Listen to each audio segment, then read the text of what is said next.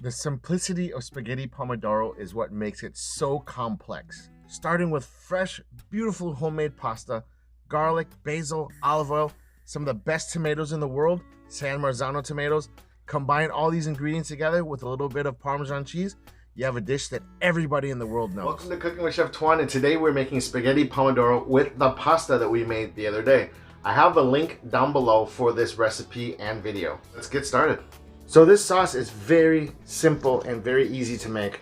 I'm gonna use about 3 cloves of garlic, some basil, and then I have some San Marzano tomatoes that I just already crushed up. And this is, I think, enough for 1 serving. We're gonna start our sauce by peeling our garlic. Now you wanna slice this super thin, so thin that even Polly would be proud.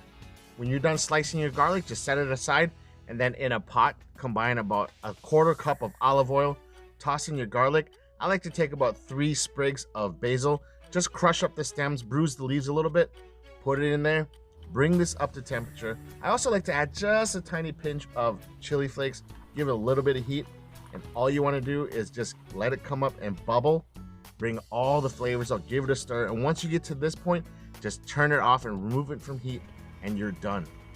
We'll let the garlic and the basil steep in the olive oil while we go and roll our pasta. So I took the pasta dough that we made, and then I split it in half, and then I'm gonna roll it down, starting at the widest setting, down halfway to number 4 setting. I think for spaghetti pomodoro, that I think is gonna be the thickness that I think should work out the way that I'm envisioning in my head, but we'll see when this is cooked and we serve it. You know, when I started as a young cook, I was very intimidated to make pasta for the restaurant that I worked at.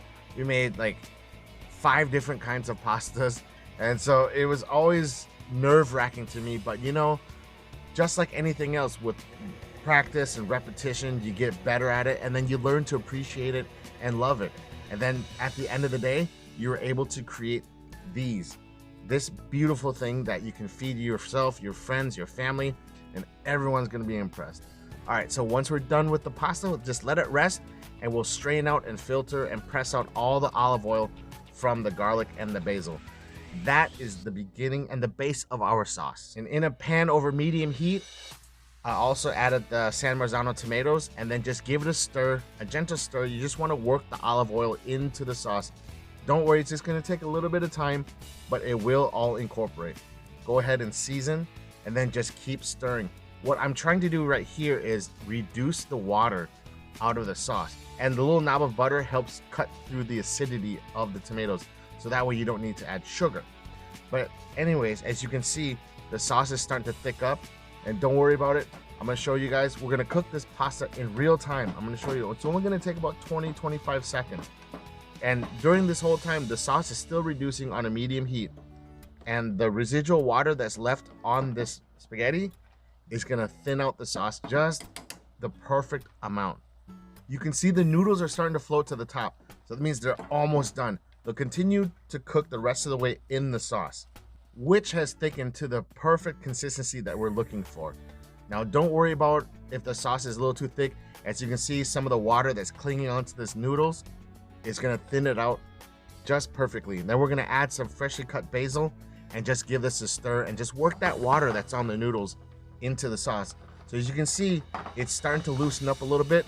And I also did turn off the pan right here because the residual heat from the pasta sauce will continue to cook the noodles, because you don't want to overcook your noodles. Now, by adding Parmesan cheese, we're going to be adding salt and the natural umami of it, and it's also going to help thicken the sauce and help it cling to the noodles, as you can see right here. Now it's time to plate this up. So here I'm using chopsticks, or you can use tongs or whatever it is that you want to use, a fork and a ladle, to spin it around to help create a nest. And I like to add a little bit of that beautiful sauce that we have, just so you can get a little bit more. And as you can see, the way that we cooked our pasta, there's no water at the bottom of the bowl. And then we're gonna garnish this with some extra Parmesan cheese. And then I love to go in and with the little baby basil leaves, just stud our pasta and just make it look really sexy. And then now you can see how complex this simple dish can be. But all you have to do is just take your time and just concentrate and focus on what it is that you're doing, and you'll be left with a beautiful spaghetti pomodoro. And now it's time to dig in and enjoy what we created.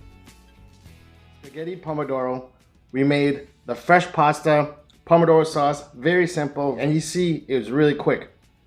All right, let's dive into this. Like I said before, I'll put a link down below to the video and the recipe of this pasta. Let's taste this. Mmm. So good.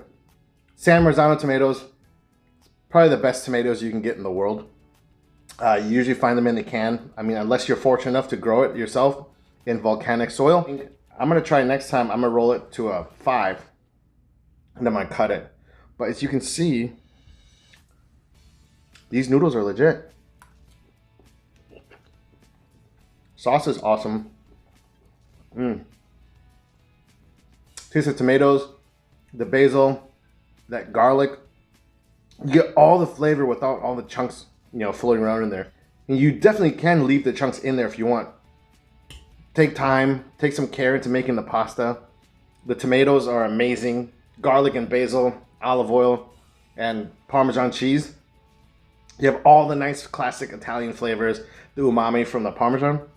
Amazing, amazing dish. You definitely don't have to make your own pasta, but you know, everything tastes better homemade. So give this a try. Guys, I had so much fun. I'm gonna keep eating this. Now I know you guys like the content, so go ahead and smash that like button, subscribe.